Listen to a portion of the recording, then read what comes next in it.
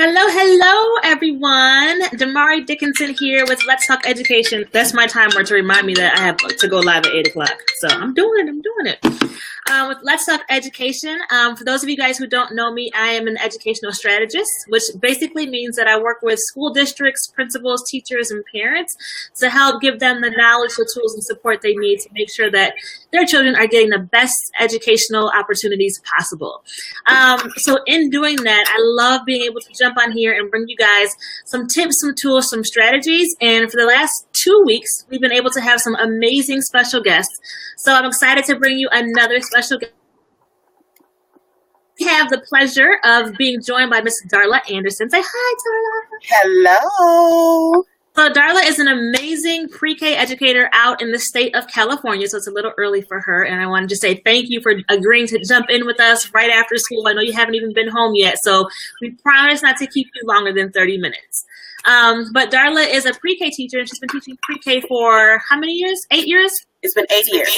8 years, but she's been in education for over 10 years. So she's coming on tonight to share her tips, her expertise, and her knowledge, specifically around helping parents support their teachers. So a lot of times we hear, teachers will complain, if only I had parents who did X, Y, and Z.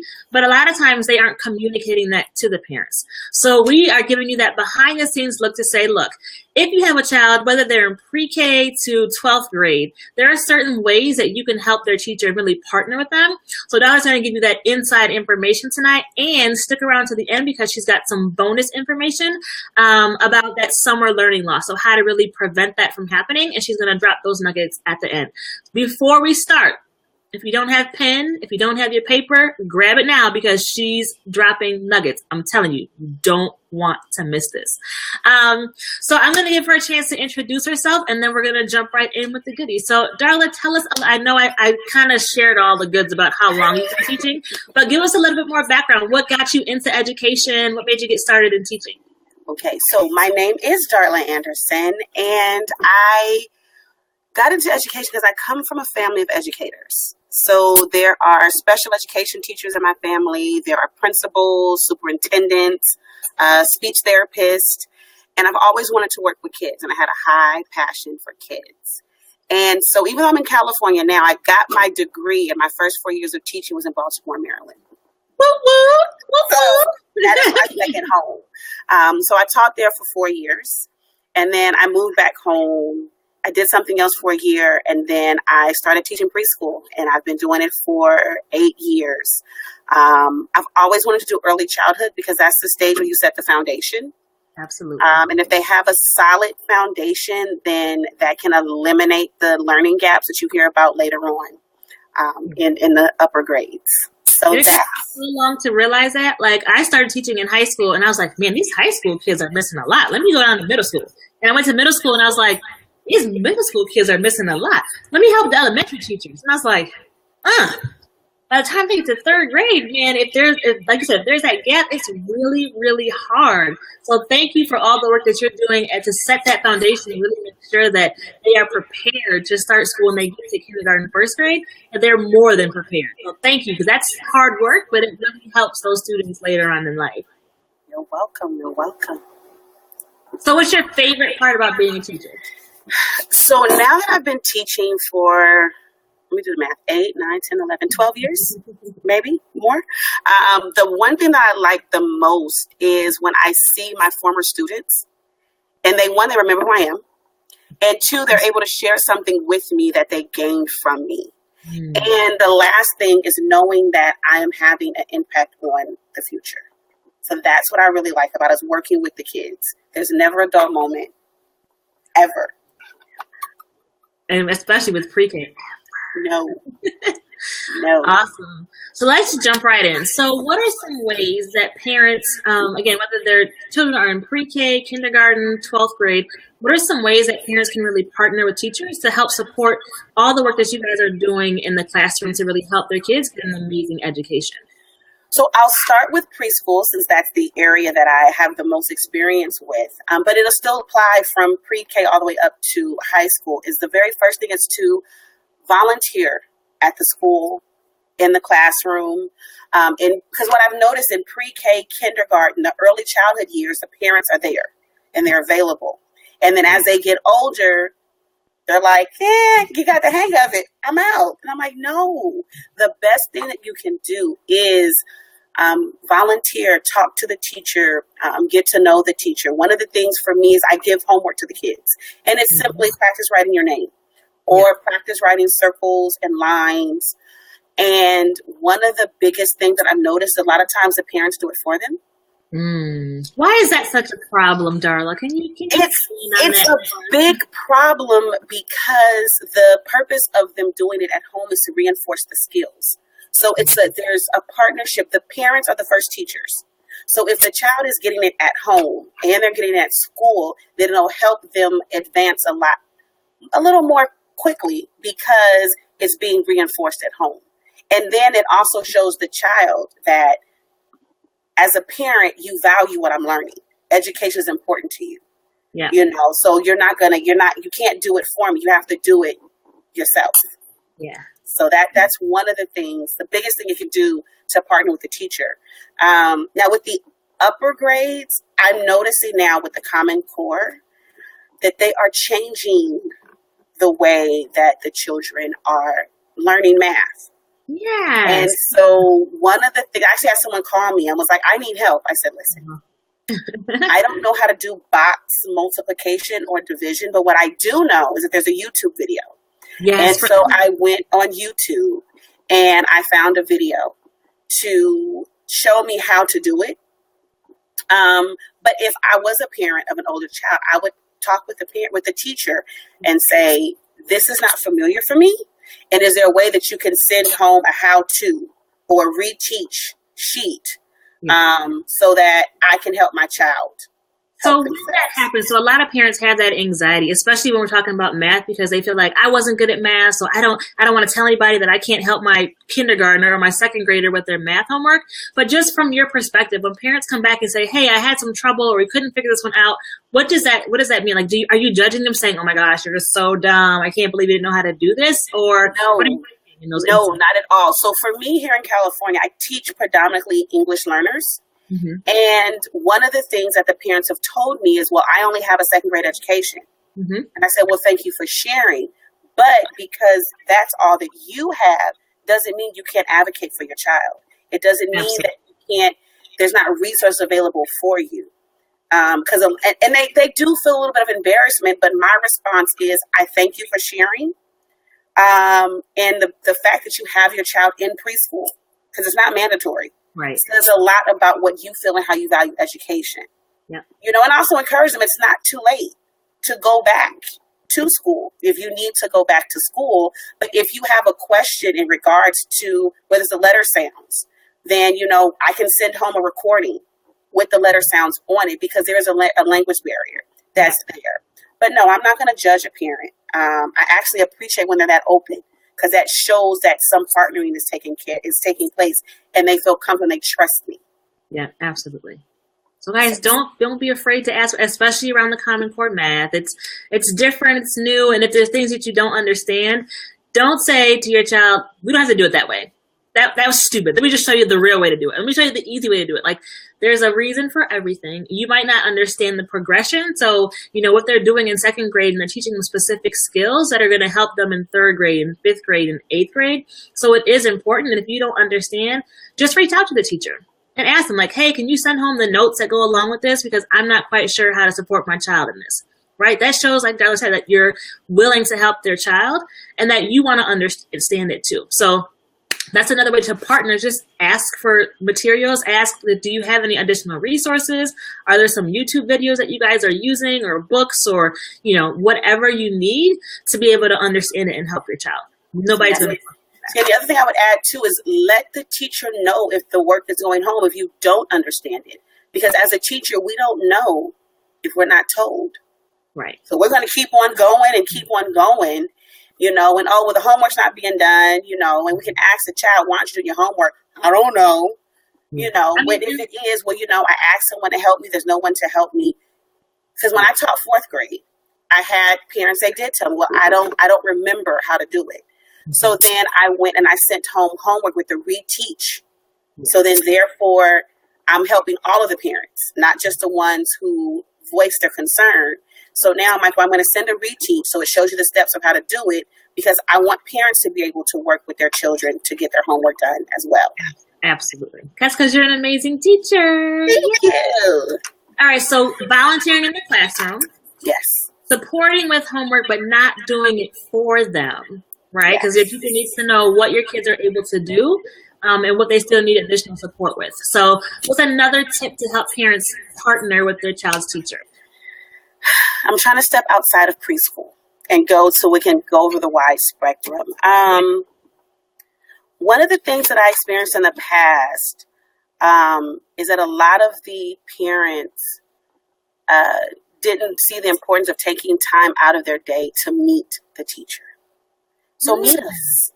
Because when you meet us, you can make a personal connection. If your only interaction you get is from the child, and the child is saying, oh, well, my teacher is this and my teacher is that. Mm-hmm. Sometimes it's the truth and sometimes it may not be.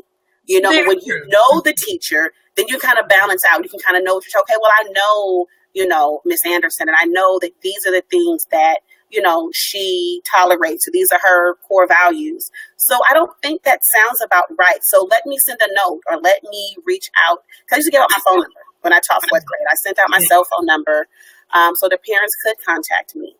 Because I understood some parents, they did work, but there's multiple means of communication.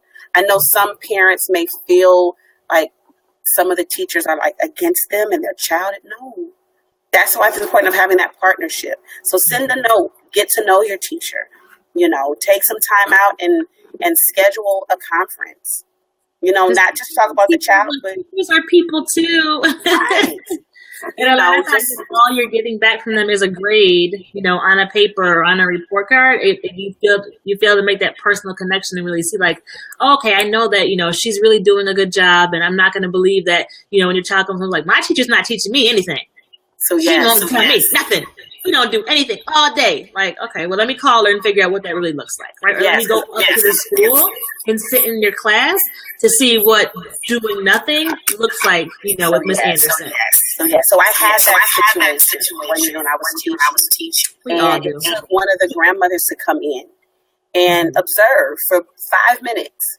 And she was like, wait. It's not that the teacher can't teach or is not teaching.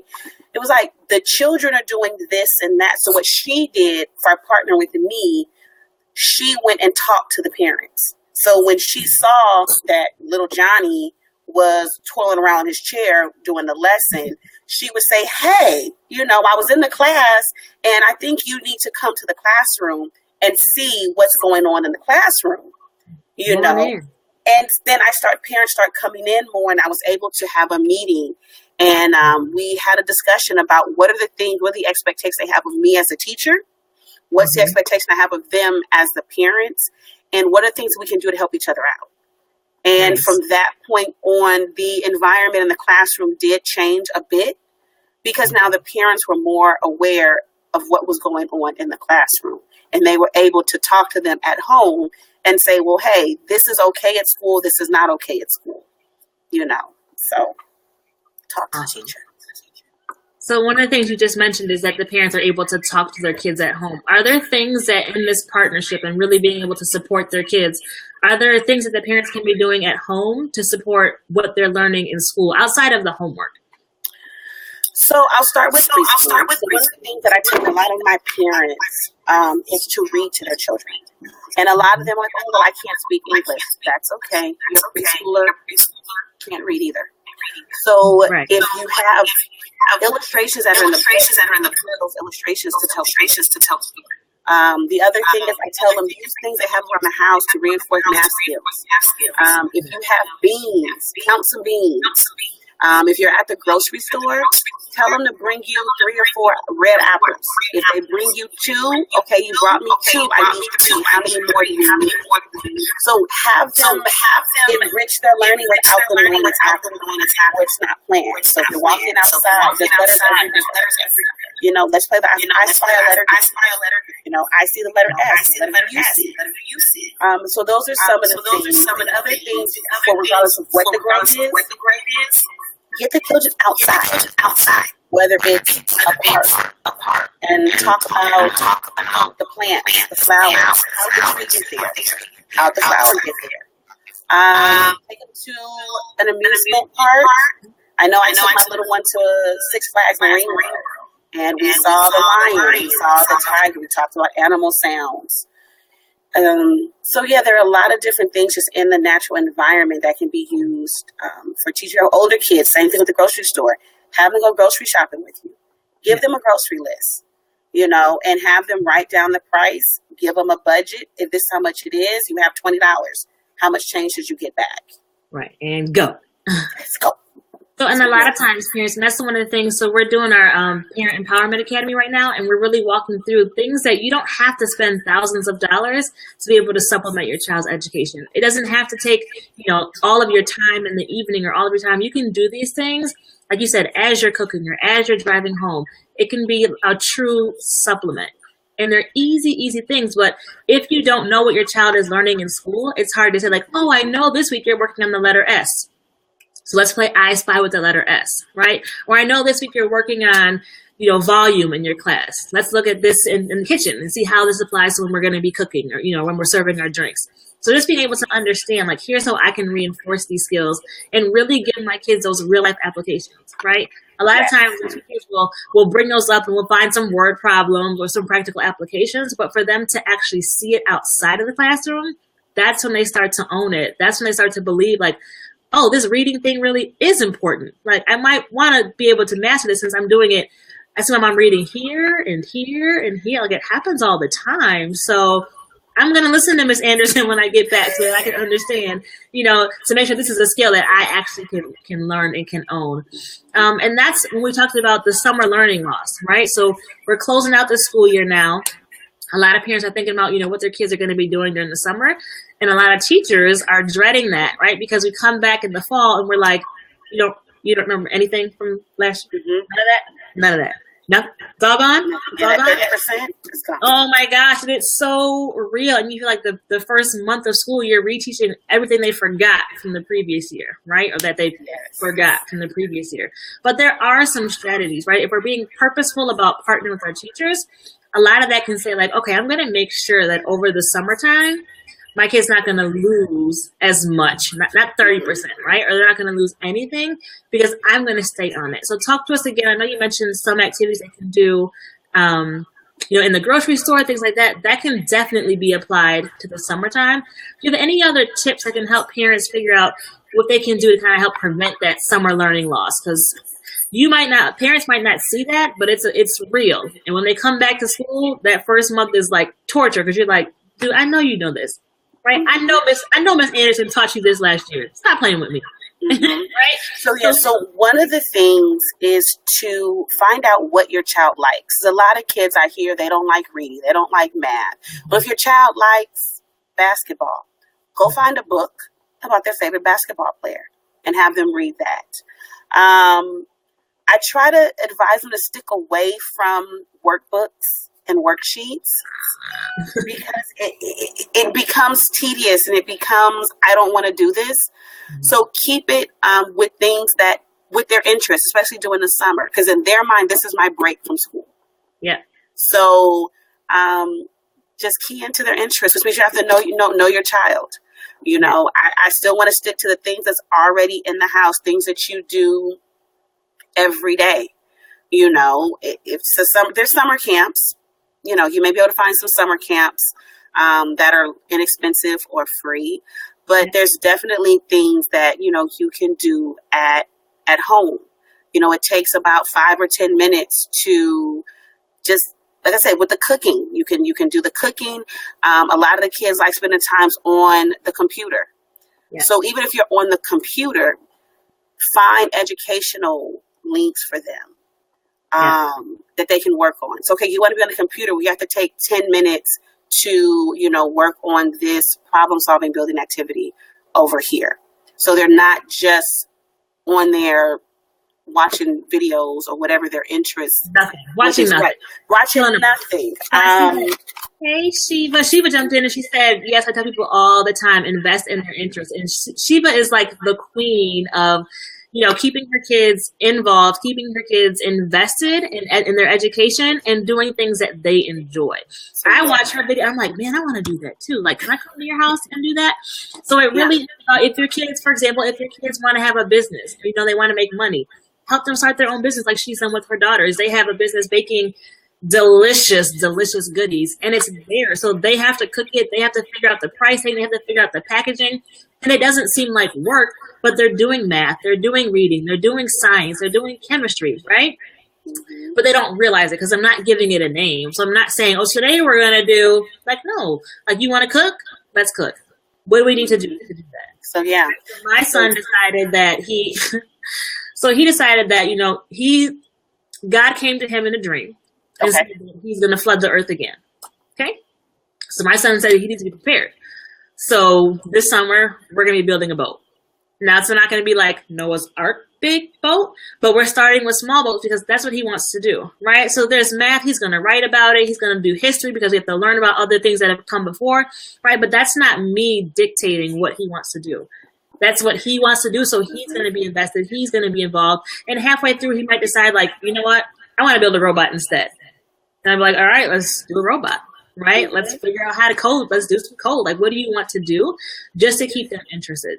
So one of the things that, we really are passionate about is helping kids make sure that they have that love for learning.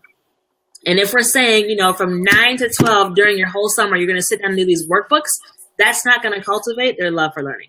That's going to make them hate you. It's going to make them hate school, and they're going to hate the workbooks. Right? Yes. So just figure out, again, what you can do to make it fun. Because it's not going to be fun for you arguing with your child for 3 hours to try to get them to sit down and finish that workbook. And then when they finish it and you realize I did it all wrong because I just wanted to get it done, that's going to be another argument. So save yourself the stress, save yourself the headache, save yourself the money from going out and having to buy all that stuff. And again, figure out how to make it fun. My kids are very gamey, so they like playing games. So we have like one of our games, is it there? I don't know where it is, but it's exact change. So I'm not going to give them a worksheet with 15 problems of how to add these different denominations of money. We're going to play exact change. It's a card game, and they're doing the same thing, but for them, it's fun. So if you need some resources, we in our Let's Talk Education group, we post different resources for different age groups, for different subjects. If you're like, hey, who's got a game about this? Like, you can definitely post that in there. If you're looking for summer learning opportunities, like Darla said, there are plenty of camps out there that are educational and, recreational camps for the summertime.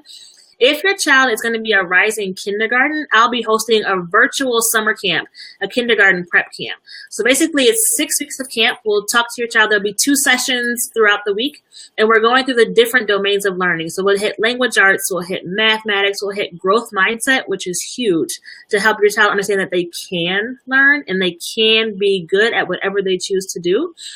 So if you want more information with that, you can go to tamaridickinson.com/program and look at kindergarten prep. It's going to be super, super fun. It's going to help them not just with the math and language arts, the science, the arts, but also with those social skills. So we'll be working in groups to help them understand when I go to school, like, I have to take turns. Here's how I can help work to get along with other people. So those are things that I know you do in pre-K. That's part of what, that's a big part of pre-K is, yes, we want you to recognize your letters and your numbers, but we also need you to understand how to act in this school environment and how to share and how to respond and how to have patience. So we work with kids around that. And we also work with parents on how, before your child even gets to pre-K, there are some foundational things that you can do to help them prepare that aren't necessarily education, in terms of like instructional, in terms of, oh, let's do your letters. Oh, let's do your numbers. But things about like following routines and how to help your child understand, like, when I go to school, there's a set order to the day by mimicking that in your house. What are some of those other soft skills that you see kids who are coming into you that they might be lacking? So like, they don't know their name or they don't know their letters, but what else are some things that parents don't often think about? So one of the biggest issues at the beginning of every school year is teaching them how to use their words and how to ask for things. So it kind of goes into the socializing. So if they want a toy, instead of saying they want it, they'll take it or they're hit. Mm-hmm. And I have to explain to the parents or even to other kids, they're hitting because they don't know how to use their words. Yeah. to say, I would like to play with you, or I would like to use that toy. Yeah. Well, no, it's mine. So those type of things is really start giving them words to use when they want something. Well, I would like to play with the ball. Mm-hmm. And then be able to talk about their feelings. Like, you hurt my feelings. I have a 3-year-old. So she tells me, Mommy, you made me sad. I said, no. What I want you to say is, I feel sad because. And what it's doing is it's teaching her how to, one, identify her feelings, which are valid, but to take ownership for why it is that she feels that way. I said her apologizing. Yeah. It's like pulling teeth to get a 3, 4, even 5, 6-year-old to apologize. So even that with parents, just work on them. Was it an accident or was it on purpose? Teaching them that. If they come in knowing the difference between, he hit me. Well, did he mean to hit you, or was he walking by you when he bumped into you? Those are some of the things that would definitely help in the social realm of it. Because I spend the first month just on the socializing. It's wonderful if they can write their name. It's wonderful they know their letters and their sounds. But it's even more wonderful if they already come in with those skills of those I words, like, I feel this way, I would like the toy, and not the mine. Yeah, I know, and that's one of the things. So in our Parent Empowerment Academy, we spend a whole week on just how we as parents need to model that. So Shiva said that, apologizing and accepting apologies is big for me. And that's something that we work on. So my daughter, who just turned 2, she's still getting it, but, she hears that all the time. And one of the things that I taught my kids to say is, like, so when someone apologizes, you don't say, that's okay, because it wasn't okay. Right? So you can say, I accept your apology. So my 2-year-old's like, I'm sorry, Mommy. I accept your apology. And I'm like, you don't get to say both of those things, right? You can't apologize and accept the apology at the same time. But she's hearing that, like, she hears her brothers model it. She hears me model it. She hears her sister model it. So those are things that kids don't have to be taught. Those are things that are caught, right? Mm-hmm. Just from being in an environment where people are accepting responsibility for their actions and apologizing and accepting apologies. A lot of that stuff is just modeling. A lot of times when I see teachers who are struggling in their classrooms, pre-K or kindergarten, a lot of those conversations when they're calling home or when they're sending the notes home in the backpacks, it's about those skills. It's about your child just didn't understand how to deal with the fact that someone ran past her and hit her on accident. She's under the impression that she's supposed to hit her back, right? Mm-hmm. So here are some ways, Mom or Dad, that we want to deal with that in our classroom, and can you support us by doing that at home, right? Yes, and so a lot of times, because if we're just having them do these things in the classroom, the kids aren't going to own it and they're not going to see the importance of it. So another part of partnering with that teacher is just being able to say, like, okay, so I know, like, this is one of the things she's struggling with in class. What can we do at home to help support that, right? One of the other things that you mentioned before, we did our pre-chat, was just talking about, we've got 2 minutes because I promised my people I'll get you out by 8:30. But you talked about talking to the teacher about when things change at home. Yes. So can you just touch on that really quickly in terms of partnering and sharing that information and why? Okay. So it's very important, especially in the preschool early learning years, to share with the teacher if there's changes. A lot of times, if mom is pregnant, it changes the behavior in the child. So a child who is usually very quiet, very loving, very sharing, they all of a sudden come in and now they're hitting, or now they're talking back. And my first question to the parent is, has there been any change at home? Have you moved recently? Are you expecting? Is any type of change in the environment? Because these children are so young, they don't really know how to express their feelings. So they act out, so if I know as a teacher that little Johnny, mom is expecting, then I know how to better support him in the classroom. So now I'm not looking at him like, oh my gosh, you're now my problem child and you were such an angel. What's wrong with you? Now I understand. I'll share one story in this last minute. I had a little boy one year who all of a sudden just started biting kids, hitting kids. And I'm like, this is not normal behavior. And I talked to the mom, and she said that they had a whole new family that was living in their living room. So what I started doing was when he acted out, and mom was pregnant. So when he started acting out, I would send him to the corner to think about what he was doing, and then I would join him. I'd give him extra cuddle time because I knew that that's what he needed. He didn't need me to sit here and talk to him about hitting. He needed that extra support because mom is not able to give him that affection that he needs. Once I did that, he went back to the carpet where the activity was and went back to being the child that I knew. Yeah. And I think that's so important to say, like, and to end on that note is that we want this to be a true partnership, because we know at the end of the day, it's really about the kids, and the kids are best served when the parents and the educators are on the same page. Yes. We all want these kids to be successful, and we're all going to do whatever it takes to make sure that we get there. But that if those lines of communication are open, then we can just make sure that, again, we're all on the same page. We're all making sure that these kids have amazing educational experiences. And at the end of the day, that they're happy. Everybody's easier. So just making sure to truly be a partner with your child's teacher, no matter the age. Even if your child is in high school, it's still important to be in that role, to still know their teachers, to still make sure their teachers know you and know that you are present, and know that, again, like Darla mentioned, that you will advocate for what's best for your child, no matter their age, right? And that you're going to make sure that your child knows, no matter their age, that you have their back and that you are in this with them and you're there to help support them. So, yay! Those were amazing, amazing tips. For those of you guys who might not have caught it live, if you have questions for Darla or myself, you can still comment on this post, on this video. We'll make sure that we get those questions answered. You can jump into the Let's Talk Education group and ask there. We're both in that group. We'll make sure that we answer those questions for you. Again, thank you, Darla, so much for your time. I know you got a workout to go do, so, make sure that you work it out. Don't try to use this as an excuse to not go 100%. So, make sure you still get that. And I am so excited. I look forward to doing this again with you. This was an amazing, amazing, just value-packed interview. So thank you again so much for joining us. And we'll do it again. We'll have to do it again before the year's over. So enjoy the rest of your night. All right. Thank you for watching. Bye. Bye.